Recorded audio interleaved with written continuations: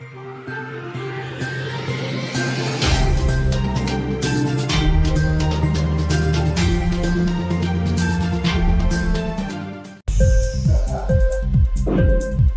TV prime time news కి స్వాగతం.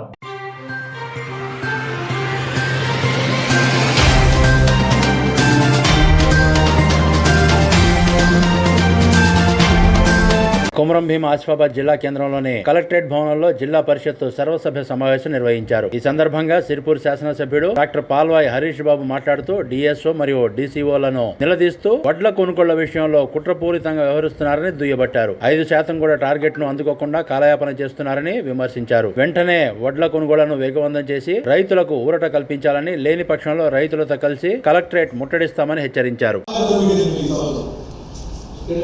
అందరూ ఓపిక నచ్చింది మాకు ఎక్కడ పోయినా అదే పరిస్థితి, అరవైనా పరిస్థితి, ఒడుగుడమైనా పరిస్థితి, లక్ష్మీమైనా పరిస్థితి. మీరు ఎందుకు వాళ్ళని మాట్లాడటం భయపడదు, మీరు రైతులకు భయపడదు. ఈ మాకే అయింది నాకు కదా కాదు. బాయిల్ రైస్ బాయిల్డ్ మిల్లు పంపిస్తే మీకు ఎక్కువ ప్రొడ్యూస్ వస్తుంది. ఏమంటారు బాయిల్ని మన మరాడించిన తర్వాత వస్తుంది అవుటర్ అనమాట. అవుటర్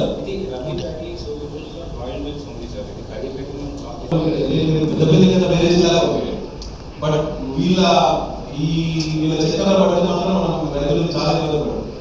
ఇక్కడ కాకుండా వేరే పంపిస్తామండి ఢిల్లీకి.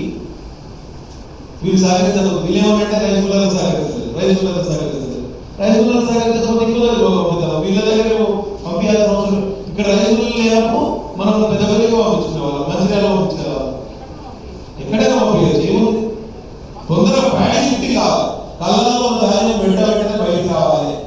అది ప్రయారిటీ. అది ప్రయారిటీ ఉంటేనే కదా మనం రైతులు న్యాయం చేయగలుగుతాం. ఎంఎస్పీ ఇస్తున్న బాధ ఉంటుంది. కొంచెం నిలుపుతా జాగ్రత్త కోడు మనం వర్షాలను పక్కన పెట్టి కొంచెం రైతులకు కూడా పక్కన చేయండి ప్లీజ్. కొంచెం ఆలోచన చేయండి. ఇది రైతులకు పరీక్ష సమయం. అటు వర్షాలు పడతాయి, ధాన్యం రాసి ఇక్కడ పోసుకోవాలో తెలుస్తలేదు. అల్లం ఇంత ఆర్పాటు చేస్తాడు, దాని మీద రాసి పోస్తాడు, దాని మీద 2 ఆర్పాటు చేసి ఆలయం పడుకోవాల్సిన పరిస్థితి. కింది నుంచి సేవ, పై నుంచి వర్షం. ఎట్లాంటి నాకు అర్థం కాదు. మీరు స్పీడ్ అప్ చేస్తున్నారు, డెలిబరేట్ గా చేస్తున్నారు. నేను చెప్పేది అది. ఇక్కడనే మీరు వెళ్ళిపోండి. రైతులు తిరగబడితే మనం ఏం చేయలేము. నాకు అర్థం కాదు. ప్రభుత్వం చేయడానికి పొందలే. మీరు 2,000 మెట్రిక్ టన్నులు సేకరించి ఇంకా 25,000 మెట్రిక్ టన్నులు ఇంకా 10 రోజులు సేకరిస్తామంటే ఎవరిలో మన ఊరు పెడుతున్నారు. ఎట్లా చేస్తారు? మీరు ఏం చేస్తున్నారు? ఈ 10 రోజులు కాలేసిన నేను ఈ సభలో చెప్పండి. మీరు ఏం చేయాలనుకుంటున్నారు? ఎట్లా ప్యాడ్ ప్రొక్యూర్మెంట్ చేస్తారు? ఒకవేళ వర్షాలు పడుతున్నాయి, సెంటర్ పెంచండి. వస్తువులు 2 లారీ కాకుండా కరెక్ట్గా మాట్లాడి కొత్తగా లారీ చూసిన వాళ్ళతో మాట్లాడిపోయి ఎక్కువ 20-30 లారీలు తెప్పించుకోండి. తాపకాలు సెకండ్ అవసరం లేదు. తప్పకుండా ఈ వర్షాలు పడ్డాయి. రాబోయే 10 రోజుల్లో వర్షం అయిపోతుంది. కాబట్టి మీరు ప్రయాక్టివ్ చేయండి. తప్ప తాను కలిసిన ధాన్యం అని చెప్పి మీరు వడ్లగడ్డి మీరు చేస్తే మాత్రం రైతులంతా తీసుకుని రోడ్ల మీద కూర్చొని పాల్గొన్నారు. ఇంకా కార్పొరేట్ ఉండేది.